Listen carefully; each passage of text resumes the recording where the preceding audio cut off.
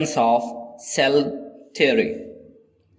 सबसे पहले हम चलते हैं हिस्ट्री ऑफ माइक्रोस्कोप की तरफ। Microscope is introduced by Zacharias from Holland in 1595 and its magnification power is 3x to 9x। इसके बाद टर्म है microscopy. The use of microscope is called microscopy. किसी भी चीज को माइक्रोस्कोप की मदद से स्टडी करना माइक्रोस्कोपी कहलाता है।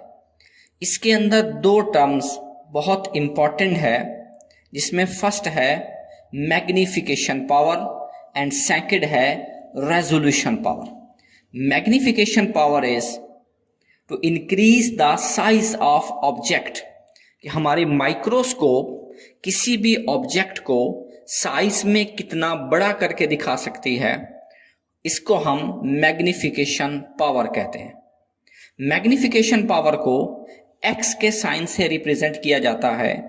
For example 20x 109x। It's mean कि हमारी माइक्रोस्कोप हमारी आंख की निस्बत इस चीज को 20 टाइम या 109 टाइम बड़ा करके दिखा सकती है। सेकंड थी रेजोल्यूशन पावर। रेजोल्यूशन पावर ये है किसी भी इमेज को, किसी भी ऑब्जेक्ट को हमारी माइक्रोस्कोप कितना क्लियर करके दिखा सकती है, इस पावर को कहते हैं रेजोल्यूशन पावर। हमारी आंखों की रेजोल्यूशन पावर है 0.1 mm। माइक्रोस्कोप की दो टाइप्स होती हैं, एक है लाइट माइक्रोस्कोप, सेकंड है इलेक्ट्रॉन माइक्रोस्कोप। तो सबसे पहले हम डिस्कस करते हैं लाइट माइक्रोस्कोप को। जो हमारी लाइट माइक्रोस्कोप है ये सेल्फ ऑपरेटिंग है। इसको हम सन की लाइट की मदद से, हम अपने एलईडी की लाइट की मदद से, अपने बल्ब की लाइट की मदद से हम इसको ऑपरेट करते हैं। इसके नीचे एक मिरर लगा हुआ होता है, ऊपर एक स्टेज होता है। स्टेज के ऊपर हम अपना स्पेसिमन रखते हैं जिसको हम स्टडी करना चाहते हैं, और नीचे लेंस की एंगल हम इस तरह सेट करते हैं कि हमारी लाइट वहां से रिफ्लेक्ट होकर हमारे स्पेसिमन के ऊपर पड़ती है, जिससे हमारा स्पेसिमन ग्लो करता है, जिससे आई पीस के अंदर जो मैग्नीफाइड लेंस लगे हुए होते हैं वो हमें इस चीज को साइज में बड़ा करके दिखाते हैं। इसके अंदर एक टर्म है माइक्रोग्राफी, कि जो हमने उस स्पेसिमन की डायग्राम मैग्नीफाइड लेंस से देखी थी, उसकी अगर हम एक पेज के ऊपर पिक्चर ड्रॉ कर लेते हैं तो दिस इज कॉल्ड माइक्रोग्राफी। हमारी लाइट माइक्रोस्कोप की मैग्निफिकेशन पावर होती है 1500x और इसकी रेजोल्यूशन पावर होती है 0.2 माइक्रोमीटर। ये नीचे आप लाइट माइक्रोस्कोप की डायग्राम देख सकते हैं। इसके ऊपर एक वो आई पीस बना हुआ है जिसके अंदर मैग्नीफाइड लेंस होते हैं, और नीचे स्टेज है। स्टेज के नीचे मिरर लगा हुआ है और स्टेज के ऊपर हमारे रेजोल्यूशन वाले लेंसेज लगे हुए हैं। इसके बाद अब हम चलते हैं इलेक्ट्रॉन माइक्रोस्कोप की तरफ। इलेक्ट्रॉन माइक्रोस्कोप के अंदर वैक्यूम चैम्बर्ड होती हैं, जिनके अंदर हम अपने स्पेसिमन को रखते हैं। उनके ऊपर से इलेक्ट्रॉन्स की बीम्स की बम्बार्डमेंट करवाई जाती है। वो इलेक्ट्रॉन्स इस स्पेसिमन से टकराते हैं, वापस रिफ्लेक्ट होकर माइक्रोग्राफिक फिल्म के ऊपर इसका इमेज बना देते हैं, जिससे हम उस चीज को क्लियरली देख सकते हैं। हमारी इलेक्ट्रॉन माइक्रोस्कोप की मैग्निफिकेशन पावर है 2,50,000x और इसकी रेजोल्यूशन पावर है 0.2 नैनोमीटर। हमारी इलेक्ट्रॉन माइक्रोस्कोप की दो टाइप्स होती हैं, ट्रांसमिशन इलेक्ट्रॉन माइक्रोस्कोप जिसको TEM भी लिखा जाता है, ये हमारे सेल के इंटरनल स्ट्रक्चर्स की स्टडी करने के लिए यूज की जाती है।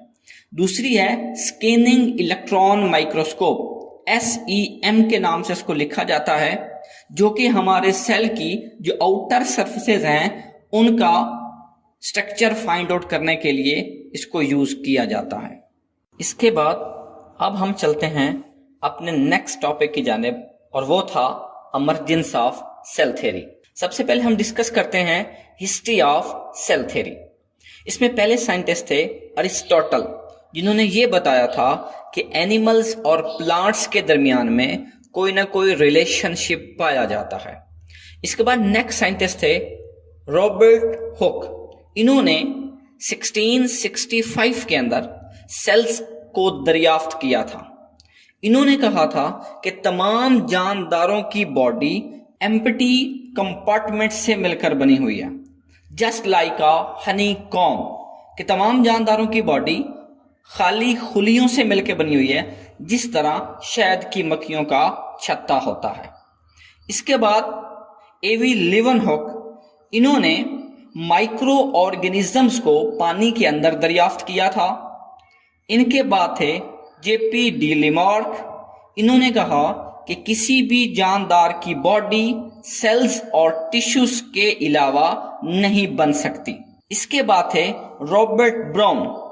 रॉबर्ट ब्राउन ने रॉबर्ट हुक के थ्योरी को गलत साबित किया था, क्योंकि रॉबर्ट हुक ये कह रहे थे कि सेल्स आर एम्प्टी स्पेसेस, जबकि रॉबर्ट ब्राउन ने सेल्स के अंदर न्यूक्लियस को दरियाफ्त किया। इसके बाद थे मैथियस शेल्डन।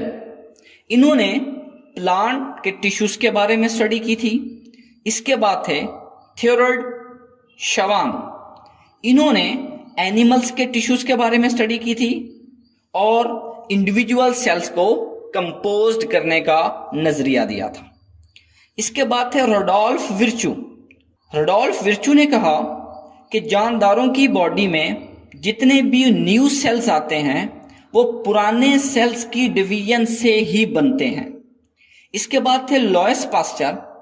लोएस पास्चर ने एक्सपेरिमेंटल प्रूफ दिया था जो रोडोल्फ विर्चू ने स्टेटमेंट दी थी।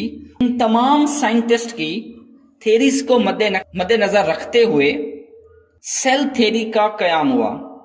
सेल थ्योरी के 3 पोस्टुलेट्स हैं जिनके ऊपर हमारी बायोलॉजी डिपेंड्स करती है। पहला पोस्टुलेट है all organisms are composed of 1 और मोर सेल्स, कि तमाम जानदारों की बॉडी एक या एक से ज्यादा सेल्स पर मुश्तमिल होती है। Cells are the smallest living things, the basic unit of body, कि सेल बॉडी का सबसे छोटा यूनिट है, हमारी बॉडी की इकाई है cell. Cells arise only by division in previously existing cells, कि जो भी बॉडी के अंदर न्यू सेल आते हैं ये पुराने सेलों से ही डिवाइड होकर आते हैं। आज हमने अपनी क्लास में माइक्रोस्कोप के बारे में डिस्कस किया, लाइट माइक्रोस्कोप को डिस्कस किया, इलेक्ट्रॉन माइक्रोस्कोप को डिस्कस किया और हिस्ट्री ऑफ सेल थ्योरी को डिस्कस किया और सेल थ्योरी कैसे बनी इसको डिस्कस किया। मैं उम्मीद करता हूं कि आप तमाम लोगों को अच्छे से समझ आ गई होगी। अब इंशाल्लाह हमारी मुलाकात होगी नेक्स्ट वर्चुअल क्लास में। तब तक के लिए अल्लाह हाफिज। God bless you. Thank you so much.